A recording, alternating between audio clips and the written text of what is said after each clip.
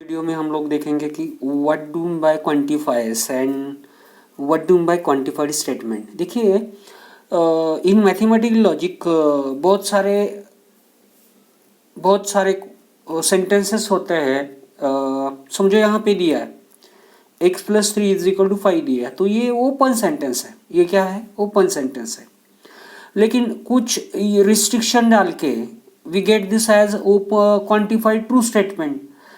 Quantified true statements means we are using particular words.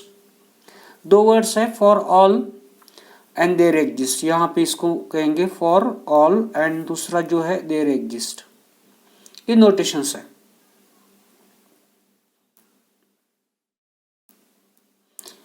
ये दो notations है। एक कौन सा है? फॉर ऑल, दूसरा है देयर एग्जिस्ट। अभी देखो, देयर एग्जिस्ट, यहाँ पे हमने there exist x belongs to n ऐसा लिखा है। There exist x belongs to n such that x+3 = 5 लिखा है, तो ये ट्रू स्टेटमेंट हो जाएगा। जैसे कि समझो यहाँ पे लिखा है x² is greater then 0, x² is greater then 0, ये ओपन है। यहाँ पे for all x is any real number then x² is greater than 0, it become quantified statement. Okay, आया समझ में? क्वांटिफाइड स्टेटमेंट, क्वांटिफायर्स मीन्स दो वर्ड्स है। ये के फॉर ऑल, ये सिंबल फॉर ऑल के लिए है और ये दूसरा सिंबल है देयर एग्जिस्ट के लिए, ये वाला सिंबल। ये सिंबल यूज करके ऐसे कुछ ओपन सेंटेंसेस है, उसको हम यहाँ पे लगा के उसको क्वांटिफाइड स्टेटमेंट में बनाते हैं, क्वांटिफाइड ट्रू स्टेटमेंट में कन्वर्ट करते हैं। These statements are said to be quantified statement. मैंने पहले क्या लिखा था यहाँ पे? समझो यहाँ पे 2x+4 = आपको दिया 6।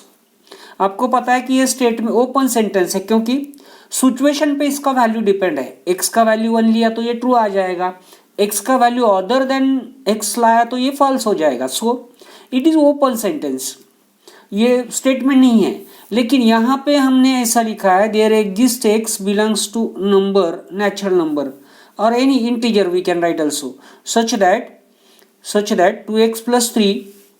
2x+4 = 6, तो ये ट्रू स्टेटमेंट हो गया, क्वांटिफाइड ट्रू स्टेटमेंट हो गया।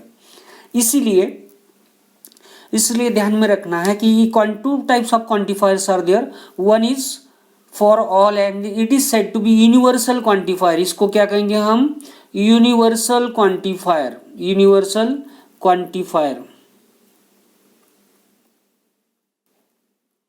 और इसको कहेंगे हम एक्जिस्टल क्वांटिफायर।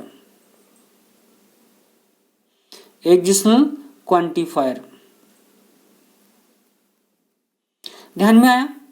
इसको कहेंगे यूनिवर्सल क्वांटिफायर और इसको एक्जिस्टल क्वांटिफायर कहेंगे। सिचुएशन पे डिपेंड है। सब है तो फॉर ऑल यूज करना है, कुछ है कुछ पर्टिकुलर वैल्यू के लिए है तो देयर एग्जिस्ट यूज करना है, ये ध्यान में रखना है। हम लोग अभी इसके कुछ questions that we are going to solve.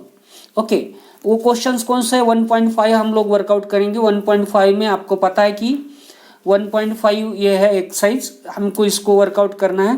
देखिए, use quantifiers to convert each of the following open sentences defined on n into true statement. अभी देखो, ये क्वाड्रेटिक इक्वेशन है। कौन सा? क्वाड्रेटिक इक्वेशन है। क्वाड्रेटिक इक्वेशन मीन्स x का कितना वैल्यू पॉसिबल है? 2 वैल्यू पॉसिबल है। तो यहाँ पे ऐसा ही दिया है x² + 3x - 10 is open sentence, क्योंकि इसका वैल्यू सिचुएशन पे डिपेंड है। इसीलिए हम लोग ऐसा करेंगे, इसका देयर एग्जिस्ट कुछ वैल्यू के लिए पॉसिबल है। There exist x belongs to natural number या integer, we can say integer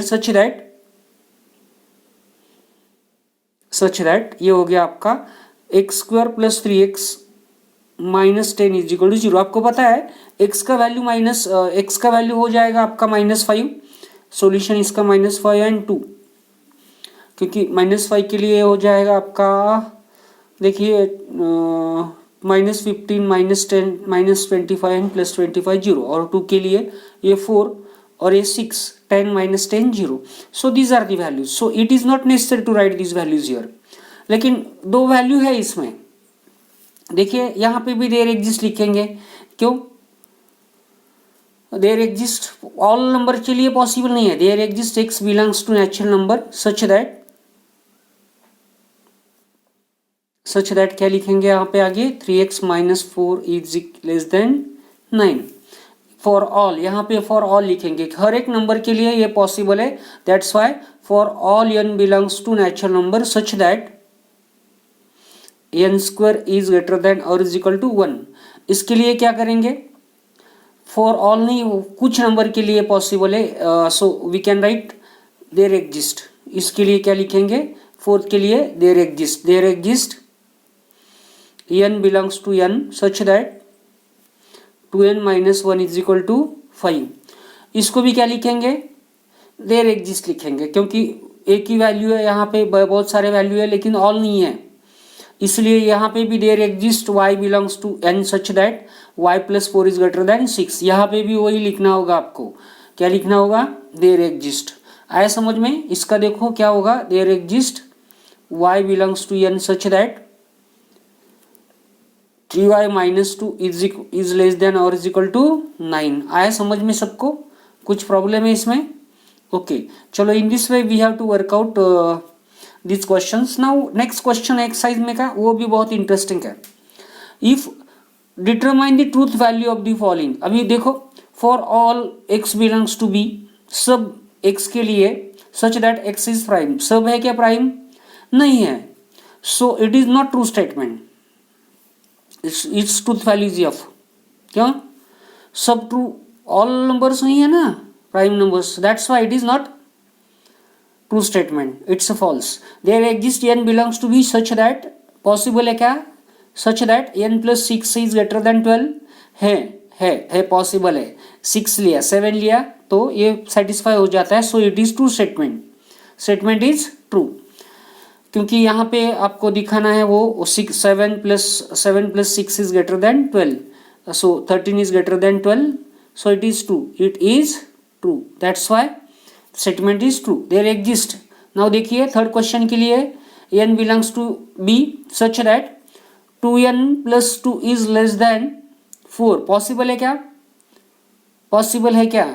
least value कितना है 2 टू द 4 प्लस 2 कितना है 6, नहीं है, नहीं पॉसिबल। देयर एग्जिस्ट के लिए कोई भी नंबर इसमें के लिए पॉसिबल नहीं, that's why truth value is f।